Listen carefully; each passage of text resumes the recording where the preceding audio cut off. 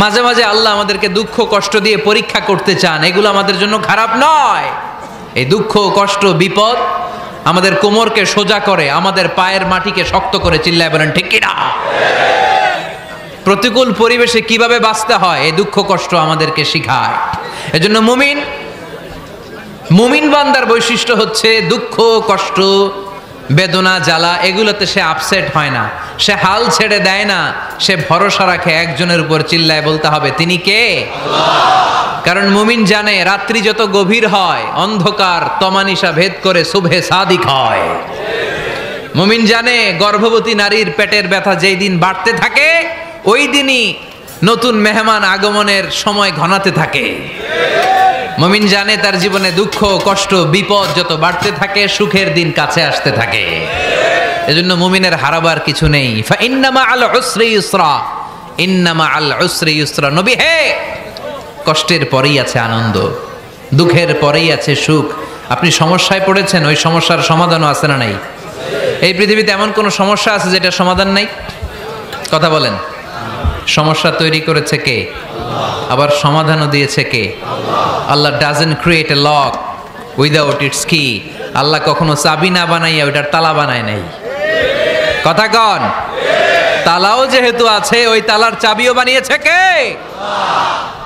মা আনজালাল্লাহু দাআন ইল্লা আনজালাল্লাহু লাহু শিফা। আল্লাহ দুনিয়ায় এমন কোন রোগ পাঠায় নাই যেই রোগের ঔষধ বানায় নাই, এমন কোন রোগ নাজিল করে নাই যেই রোগের কোনো চিকিৎসা বানায় নাই, হয়তো সেটা আবিষ্কার হয় নাই। অনেকে ক্যান্সারের কথা বলতে পারেন যে হুজুর ক্যান্সার এমন রোগ, এই ক্যান্সার তার নাই কোনো অ্যান্সার, কিন্তু বিজ্ঞানীরা বলতেছে এটারও অ্যান্সার আবিষ্কৃত হচ্ছে। সুবহানাল্লাহ কইবেন না? কিছু কিছু ক্ষেত্রে হয়েও গিয়েছে।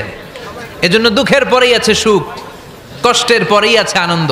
এই দুনিয়াটাই এরকম, কষ্টের পরই আনন্দ। দেখবেন তারাবির নামাজ 20 রাকাত পড়তে কষ্ট লাগে না? কোমরে ব্যথা, হাঁটুতে ব্যথা, কিন্তু 20টা রাকাত যখন শেষ করে মসজিদ থেকে বের হই একটা আনন্দ আছে না নাই? কষ্ট করে পরীক্ষার জন্য প্রিপারেশন নিলেন আপনি কয়েক মাস, কিন্তু ফলাফল যখন ভালো হয় তখন একটা আনন্দ আছে না নাই?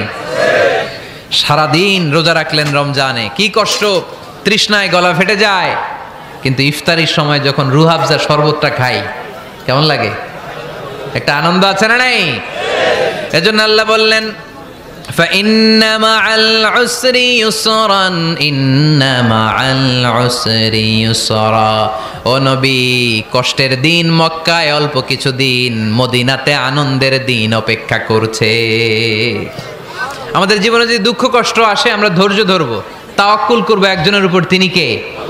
কারণ আমরা বিশ্বাস করি কষ্টের দিন এটা চিরকালের জন্য নয়, সামনে আনন্দের দিন আমাদের জন্য সেট করে রেখেছে কে? তাহলে আমরা সূরাতুল ইনশিরাহ থেকে 3টা নেয়ামতের বর্ণনা শুনলাম, বিশ্বনবীকে কি সান্ত্বনা দেয়া হলো সেটা শুনলাম। এবার 2টা গাইডলাইন শুনে তাফসীর আমরা শেষ করব। শুনতেছেন? কষ্ট হচ্ছে তো উঠা বসা করতেছেন কেন? উঠলেন কারা কারা? শেষ করে দিব।